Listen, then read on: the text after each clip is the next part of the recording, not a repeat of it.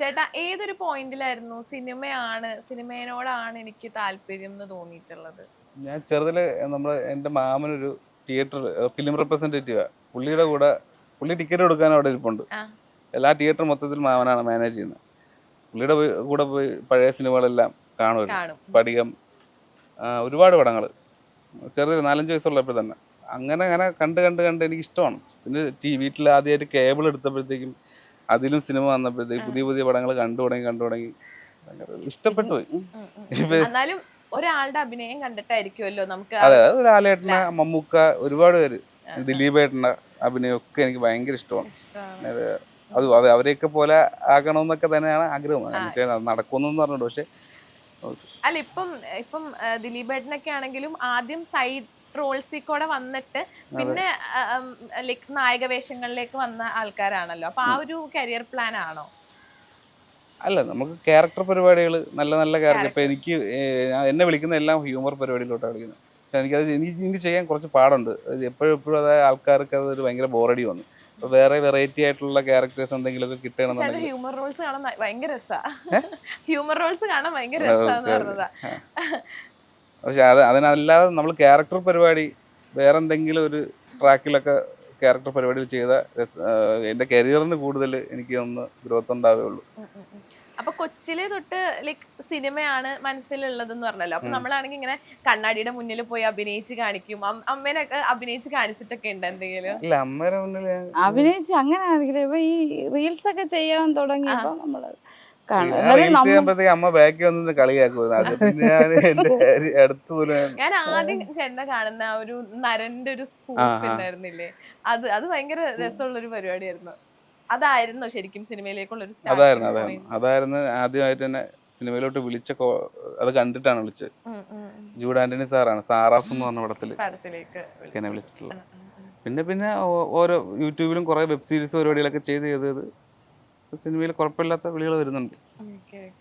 അമ്മ അതുപോലെ ചേട്ടന്റെ ഫസ്റ്റ് റീല് കണ്ടപ്പോ എങ്ങനെയായിരുന്നു? എനിക്ക് സന്തോഷം. ഇങ്ങനെ അഭിനയിക്കുന്നൊന്നും നമ്മൾ കണ്ടിട്ടില്ല. പിന്നെ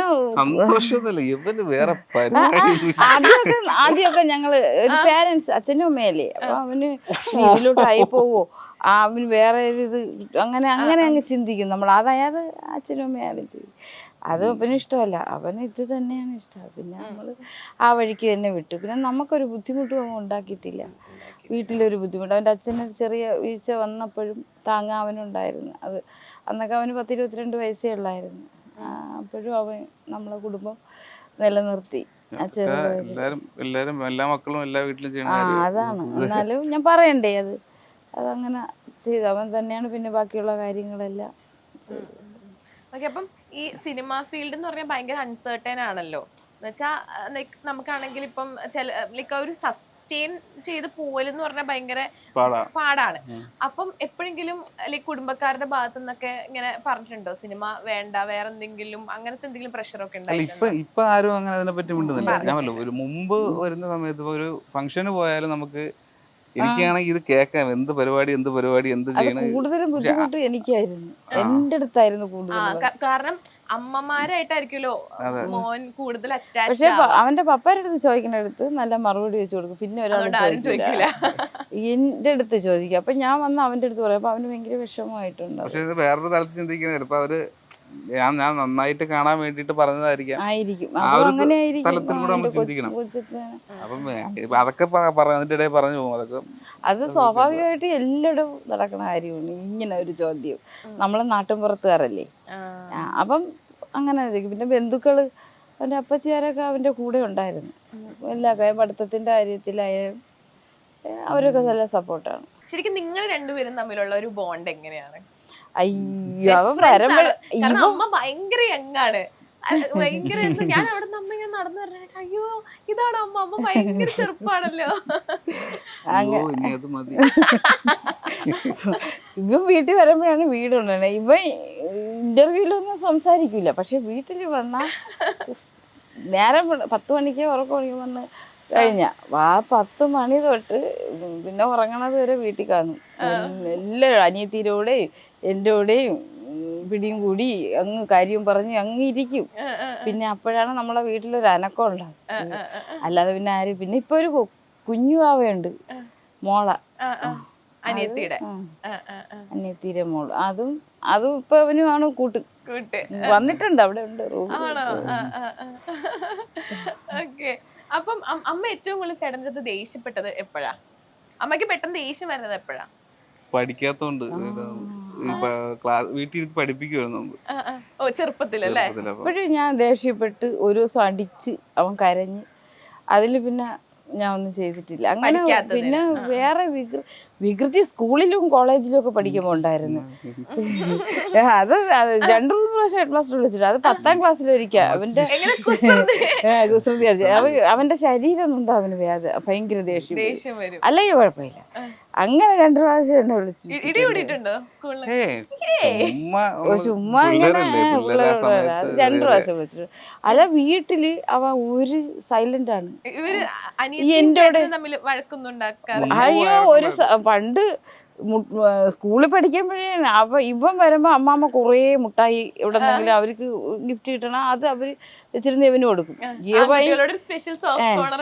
അവൻ ഇനി വീട്ടിലെത്തുമ്പോഴത്തേക്ക് അതിൽ നിന്ന് ഒന്നെങ്ങാനും കഴിച്ച ലെവല് പ്രശ്നമാണ്. അങ്ങനെ അതിനൊക്കെ അങ്ങനെ പ്രശ്നം ഉണ്ടാക്കിയത് ചെറിയ കാര്യങ്ങൾ, അതപ്പോഴേ അങ്ങ് തീരും. അല്ലാതെ വേറെ രീതിയിലുള്ള പ്രശ്നമൊന്നുമില്ല. അവന് എന്നെക്കാളും കൂടുതൽ അനിയത്തിയാണ് അവൻ്റെ കാര്യങ്ങളെല്ലാം നോക്കുന്നത്. അവന് ഇഷ്ടമുള്ള ഫുഡുകൾ ഉണ്ടാക്കുന്നതും ഒരു പ്രായം വരെ ഞാനാണ് ഉണ്ടാക്കി. ഇപ്പം എല്ലാ കാര്യവും അവളാണ് ചെയ്യുന്നത്. അതിപ്പോ ഞാൻ പറയും, ഞാനാ അമ്മ നീയാ അമ്മയാണ്. അവൻ വന്നിട്ട് ചോദിക്കും എന്തൊരു വേണമെന്ന് അവൻ പറയും. അപ്പം അതുപോലെ ഉണ്ടാക്കി കൊടുക്കും. 2 പേരും കൂടെ തന്നെയാണ് നിന്ന് വേവിക്കുന്നതും എടുക്കുന്നതും ഒക്കെ. ചേട്ടന്റെ സ്കൂൾ ടൈമിലൊക്കെ എങ്ങനെയായിരുന്നു ചേട്ടൻ? പാവം കൊച്ചായിരുന്നു. പാരന്റ്സ് മീറ്റിംഗിനൊക്കെ ഇടയ്ക്കിടയ്ക്ക് സ്കൂളിൽ പോയി മാർക്കൊന്നും വലിയ പഠിത്തമില്ല. എന്നാലും ഒന്നിലും തോറ്റിട്ടില്ല. ഡിഗ്രി വരെ. എനിക്ക് ഇപ്പൊ ഇത്ര തടിയല്ല, എനിക്ക് ഇതിന്റെ ഇരട്ടി ഉണ്ടായിരുന്നു. എനിക്കൊരു 5-6 പഠിക്കുന്ന സമയത്ത് 100 കിലോ ഉണ്ടായിരുന്നു. നല്ല തടിയായിരുന്നു. ഭയങ്കര. എനിക്ക് പിള്ളേരെ കൂടെ അധികം കിടന്ന് ഓടാൻ പറ്റുന്നത്. ഞാൻ ഒരു ദിവസം ഇങ്ങനെ ഓടി കളിച്ചപ്പോഴത്തേക്ക് ഒരു പയ്യന്റെ കാലിൽ അറിയാതെ വന്ന് വീണത്. അവന്റെ കാല് സീനായി. അവന്റെ അമ്മ വന്നിട്ട് എന്നെ കണ്ടപ്പോ എന്റെ മോൻ ഇത്രയല്ലേ പറ്റുള്ളൂ എന്ന് പറഞ്ഞ് ഭയങ്കര ഇതായിട്ട് അത്ര തടി ഉണ്ടായിരുന്നു. അതിൽ നിന്ന് പിന്നെ കുറച്ച് ഇപ്പൊ ഇതാക്കിയതാ. പിന്നെ സത്യം പറഞ്ഞ ഈ അവസ്ഥ തടി കുറഞ്ഞതാ. പഴയ ഫോട്ടോസൊക്കെ കത്തിച്ച് കളഞ്ഞേ. എനിക്ക് കാണാൻ ഭയങ്കര ബുദ്ധിമുട്ടാണ്. അത് അത്തത്തിന്റെ കൂടെ നിക്കണൊക്കെ ഫോട്ടോ ഉണ്ട്. അത് വണ്ണം വെച്ചിട്ടാണ്. അതൊന്നും അവനിപ്പോ ഇഷ്ടമല്ല.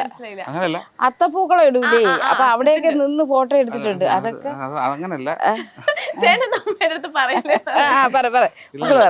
അന്ന് എനിക്ക് നല്ല വണ്ണം ഉണ്ട്. ആ വണ്ണം കൊണ്ടുള്ള ബുദ്ധിമുട്ടുകൾ കുറച്ചുണ്ടായിരുന്നു. പക്ഷെ പിന്നീട് ഇപ്പോഴും ഉണ്ട്. ഇത് കുറയത്തില്ല. എനിക്ക് ജനിച്ചപ്പോഴുള്ള ഫുഡ് കഴിച്ചിട്ട് അല്ല നല്ല ഫുഡ് നല്ല ഫുഡ് കഴിക്കും. അത് 2 മുട്ടയൊക്കെ വെച്ച് അവൻ ഇതൊന്നും പറയാം എനിക്ക്. അത് അവനെ 3 എണ്ണത്തിന്റെ കണക്കറിയാം. 3 വയസ്സൊക്കെ ആയപ്പോഴേ അവനറിയാം. അത് കണക്കറിയാം. അത് എടുക്കൂല. അത് ഫുള്ള് അവന് എത്രയാണോ മനസ്സിൽ വിചാരിച്ചത് അത് അതിൽ വേണം. പിന്നീട് ഇപ്പൊ അങ്ങനെ ആഹാരത്തിന്റെ കൂടെ ഈ നാടൻ ഫുഡിന്റെ കൂടെ ഹോട്ടൽ ഫുഡൊന്നും വലിയ പിടുത്തമില്ല.